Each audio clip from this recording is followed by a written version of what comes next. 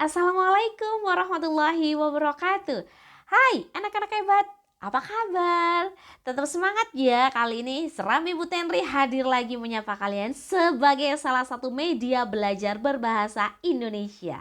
Tentunya Bu Tenri kalau sudah hadir ini berarti memberikan satu materi baru untuk kalian ya. Sebelumnya kita mulai dengan bacaan basmalah. Bismillahirrahmanirrahim. Semoga pembelajaran kita kali ini memberikan banyak manfaat, keberkahan gitu ya. Kemudian kita dapat mengaplikasikannya dalam kehidupan sehari-hari. Soal-soal ejaan bahasa Indonesia. Nah, kali ini Bu Tenri akan memberikan satu latihan untuk kalian tentunya tentang bagaimana caranya merespon kaidah. Nah, baik secara tulis maupun lisan. Nah, ini adalah soal-soal yang Bu Tenri pilihkan untuk kalian berdasarkan PUEBI atau Pedoman Umum Ejaan Bahasa Indonesia. PUEBI diterbitkan oleh Badan Pengembangan dan Pembinaan Bahasa Kementerian Pendidikan Kebudayaan Riset dan Teknologi. Kali ini Bu Tenri akan memberikan 50 soal untuk kalian anak-anak hebat. Nah, cukup dengan menjawab salah atau benar pada pernyataan yang ada. Setiap slide terdiri dari satu soal, kemudian ada petunjuknya. Jadi kalian hanya memilih S atau B saja. Tulis jawabannya dengan penulisan huruf S ketika kamu merasa ini salah dan B untuk benar pada pernyataan yang sudah disediakan. Setiap satu slide-nya akan otomatis berpindah kepada slide berikutnya karena memang sudah ada waktunya. Jadi cermati ya, di situ ada penanda waktu. Kalau sudah penanda waktunya sudah bergeser berarti waktunya ganti slide. Bagaimana? Sudah siap ya? Kalau sudah siap, kita mulai. Artinya kalian sudah mempersiapkan lembar jawabannya ya. Ada 50 angka. Karena memang soal kita ada 50 butir soal. Dengan pilihan jawabannya hanya benar atau salah. Anda tulis S atau B yang menurut pemahaman awal Anda. Ya anak-anak hebat. Kita mulai. 1, 2, 3. Jangan lupa ada penanda waktu di bagian bawah ya anak-anak hebat tuh. Kalau sudah mulai berarti langsung silakan yang bergaris bawah itu fokusnya. Ini soal pertama tentang huruf kapital. Slide berganti yang nomor 2. Tetap bergaris bawah dan fokusnya untuk huruf kapital. Waktu semakin bergeser ya anak-anak hebat Bu Tenda tuh. Udah gak ngeremot. Jadi otomatis. Berikutnya silahkan Anda pilih S atau B. Ingat waktu sudah berjalan. Tadang! Set.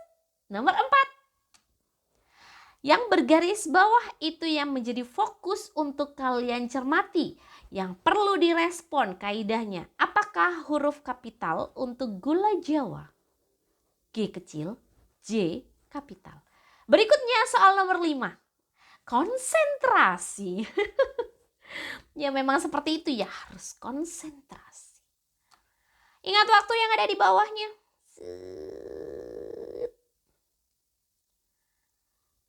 Berganti soal nomor 6. Menurut kalian, apakah huruf kapital pada pernyataan berikut ini benar atau salah? Ya, nomor 7. Tetap penggunaan huruf kapital pada satu pernyataan kalimat langsung. Wah, semangat, semangat, semangat. Soal nomor 8. Apakah penggunaan huruf A itu kapital pada kata Anda? Kata ganti orang kedua. Soal nomor 9. Tetap penggunaan huruf kapital, silahkan Anda cermati. Apakah menggunakan huruf kapital? Waktunya berjalan.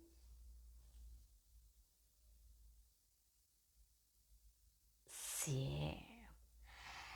Nomor 10, penggunaan huruf tercetak miring. Hayu, apakah menggunakan huruf miring? Soal nomor 10. 11. Apakah penggunaan kata ganti harus terpisah pada kata kumiliki? Apakah menggunakan kata yang terpisah? Anak-anak hebat. 12. Tetap penggunaan kata ganti. Apakah kata buku dan ku itu terpisah?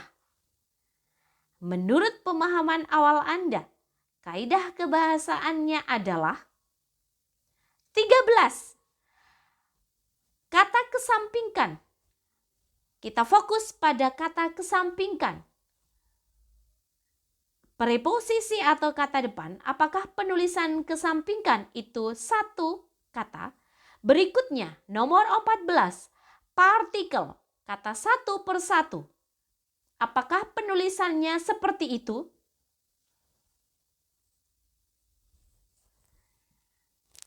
Berikutnya, penulisan konjungsi, kata sekalipun, apakah penulisannya terpisah? Sudah mulai gemas ini ya. Ingat waktu. Soal nomor 16.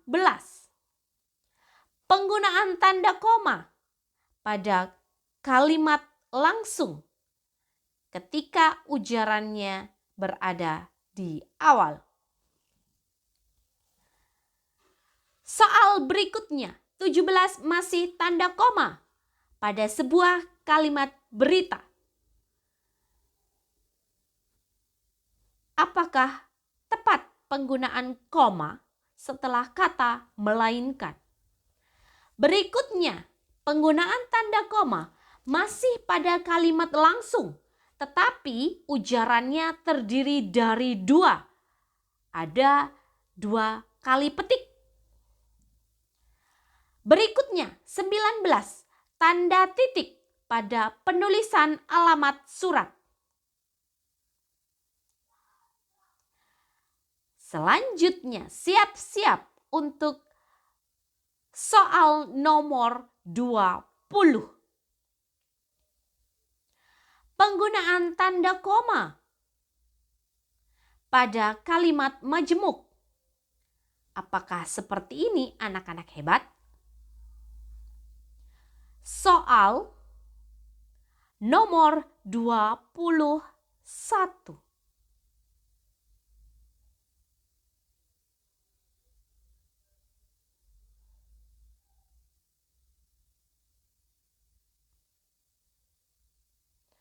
Penggunaan tanda koma anak-anak hebat pada kalimat penutup surat. Bagaimana? Apakah tepat penggunaan tanda koma setelah kata saudara? Ya, soal 22 masuk ke kategori lambang bilangan. Penulisan kata 300 apakah menggunakan kata yang terangkai? Soal berikutnya. 23.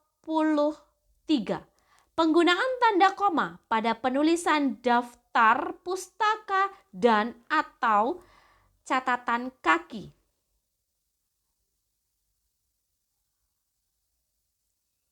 Ingat-ingat catatan kakinya.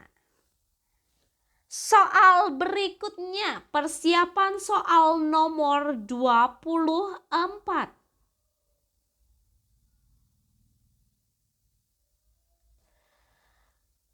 Penulisan bilangan untuk angka 3. Apakah tepat penulisan angka 3 di awal kalimat? Soal 25, separuh perjalanan ya.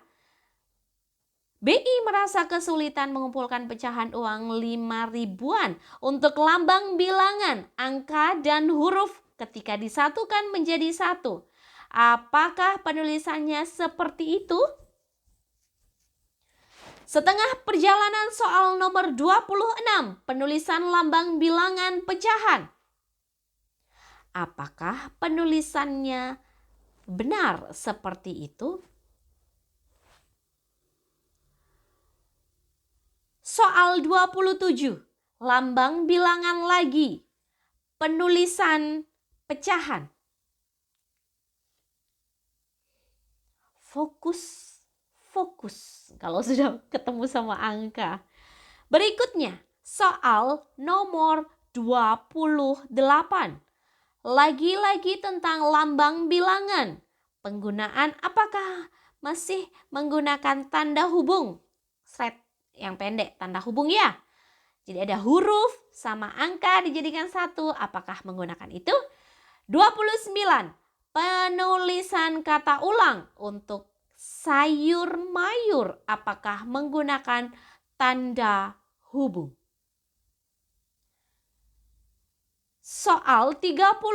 Penulisan kata berimbuhan pada kata bertepuk tangan dari kata majemuk tepuk tangan mendapatkan imbuhan. Apakah penulisannya seperti itu? 31. Penulisan kapital akronim RAPIM. Apakah menggunakan huruf kapital pada R? Soal nomor 31 kita lewati, dan 32. Penulisan akronim atau singkatan. Apakah tepat penulisan huruf kapitalnya? Soal berikutnya. 33. Penulisan akronim atau singkatan dan lain-lain. Apakah penulisannya DLL? Fokus, masih 33. Masih ada sisa soalnya. Soal 34. Bertemu dengan penulisan akronim atau singkatan.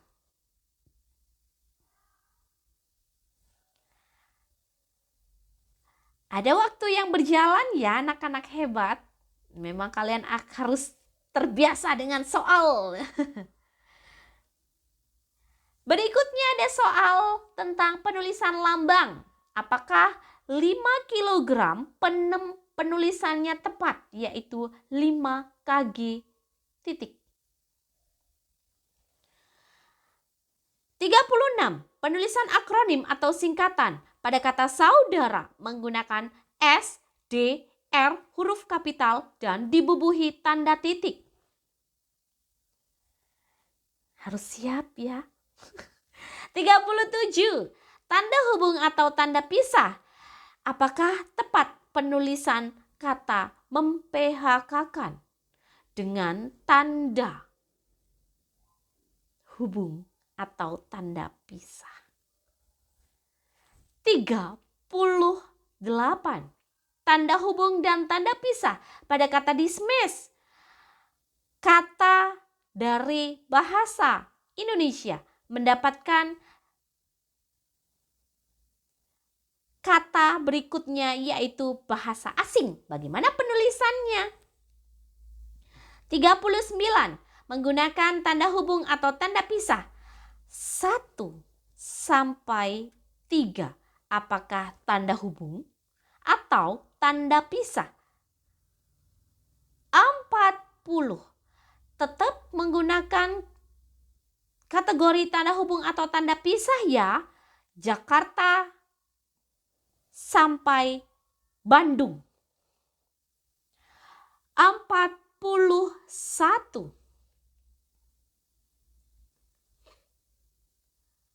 Tanda penyingkat atau apostrof.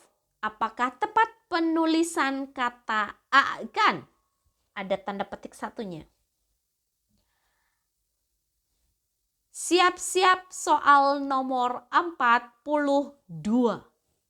Separuh perjalanan lagi kalian. Tanda penyingkatnya tetap ya kategorinya.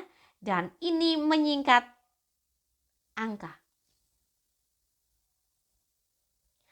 43. Penulisan singkatan atau akronim pada mata uang kita, rupiah. Apakah benar? 44 tanda koma pada penulisan angka. Sisa beberapa lagi anak-anak hebat, tetap semangat. Memang harus terbiasa dengan seperti ini ya. Mengerjakan di bawah tekanan. Soal 45. Penulisan konjungsi kepada pada alamat surat. Apakah tepat penulisannya? Soal berikutnya nomor 46.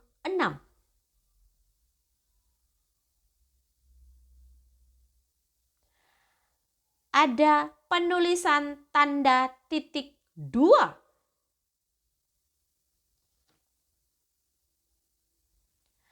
Soal nomor 47. Penulisan tanda, harusnya ini tanda petik ya. Sajak berdiri aku. Soal nomor 47. Berikutnya 48. Penulisan gelar akademik. ST, MT. Bagaimana penulisannya? Berikutnya keefektivitasan penulisan alamat surat. Apakah menurut kalian penulisannya tepat?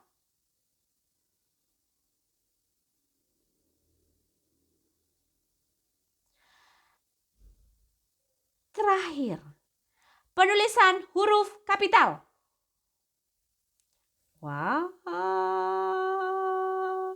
Dan ternyata soal ini adalah soal terakhir pada tayangan video pembelajarannya Bu Tenri, yaitu soal-soal kaidah kebahasaan. Nah, kalau sudah Bu Tenri cukupkan sekian, tarik nafas dalam-dalam, hembuskan lagi, karena ini adalah akhir dari soal-soal yang Bu Tenri siapkan untuk kalian.